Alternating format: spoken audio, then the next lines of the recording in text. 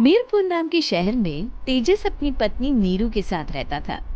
पति पत्नी दोनों ही नौकरी करते थे। एक दिन तेजस गांव अपनी माँ के पास फोन करता है। हेलो, प्रणाम माँ। जीते रहो माँ। तुम दादी बनने वाली हो। हैं? अरे वाह, ठीक है बेटा, मैं कल ही आती हूँ। जब माँ जी शहर पहुंची तो बेटे बहू ने बहुत अच्छे से स्वागत किया। लीजिए माँ जी, चाय। अरे गर्मा गर्म पकोड़े ले आओ माँ के लिए। नीरू रसोई में गई और 2 मिनट में ही पकोड़े ले आई। जी, ये लीजिए। बहू, जादू से बनाए हैं क्या? अभी तो रसोई में गई थी। Yummy! माँ जी, शीला रसोई में पकोड़े तल रही है, मैं बस लेकर आई। हे भगवान, मेरा धर्म भ्रष्ट कर दिया तूने। अब तो गंगा जल से शुद्धिकरण करना होगा। दूसरे दिन, माँ जी, मैंने नाश्ता बना दिया है, ऑफिस जा रही हूँ। पर अभी तो घर का सारा काम पड़ा है। शीला आती ही होगी, झाड़ू पोछा बर्तन कपड़े वो सब कर लेगी। हमारे जमाने में घर का सारा काम हम ही करते थे। जी माँ जी, आप बहुत होशियार हैं, मैं घर ऑफिस दोनों नहीं संभाल पाती।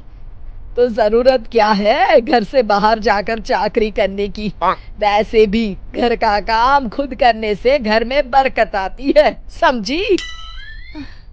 पर माँ जी, पर वर कुछ नहीं, इस महीने की पगार मिले फिर ऑफिस बंद है। हाँ।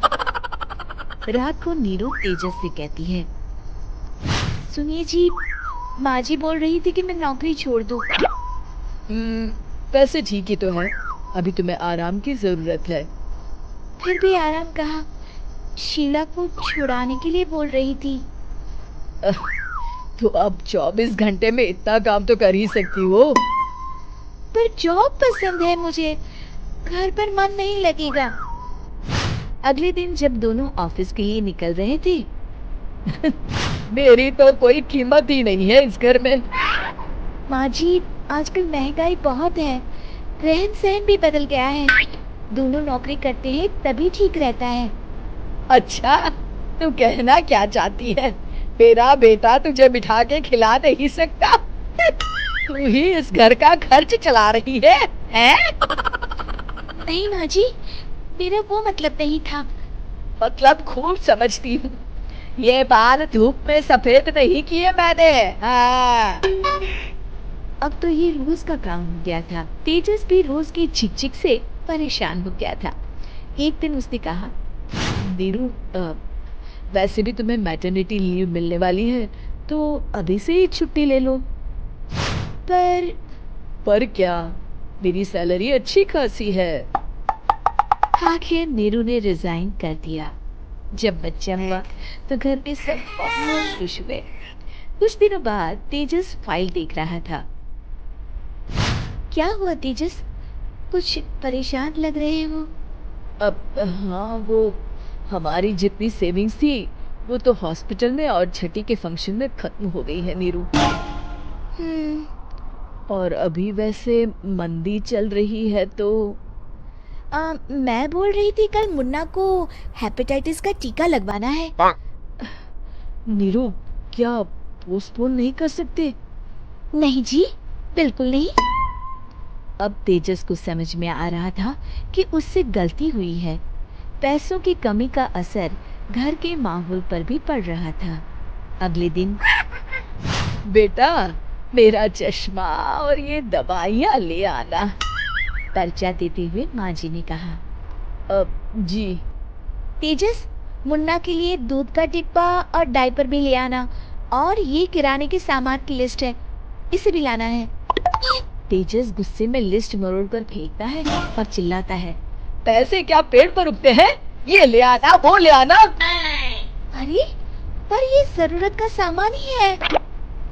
वो गुस्से में बिना कुछ कहे ऑफिस चला गया। अरे अरे, लंच तो ले जाइए। नीरू दौड़ कर डिब्बा पकड़ाती है। एक दिन खाना खाने के बाद नीरू, अब तो मुन्ना कुछ बड़ा हो गया, तो अब तुम वापस ज्वाइन कर लो ना जॉब। पर इस रिसेशन में जॉब मिलना बहुत मुश्किल है। ट्राई तो करो। फिर मुन्ना, माँ जी है ना, और एक फुल टाइम मेड भी लगा लेंगे। पर माँ जी, उन्हें तो पसंद नहीं। तभी माँ जी वहाँ आ जाती है और प्यार से नीरू के सर पर हाथ फेरते हुए बोलती है, अब मेरी समझ में आ गया वो, पहले के और अब के समय में अंतर है। तुम काम शुरू करो, मुन्ना की जिम्मेदारी मेरी। मेरी प्यारी माँ जी, ये कहकर नीरू उनके गले लग गई। शिक्षा, परिवर्तन संसार का नियम है, हमें भी समय के साथ चलना चाहिए। उम्मीद है कि आपको हमारी ये कहानी पसंद आई होगी। कृपया हमारे चैनल को सब्सक्राइब करें और सभी अपडेट्स के लिए बेल आइकन जरूर क्लिक करें। और हाँ, वीडियो लाइक और शेयर करना मत भूलिएगा। Bye bye.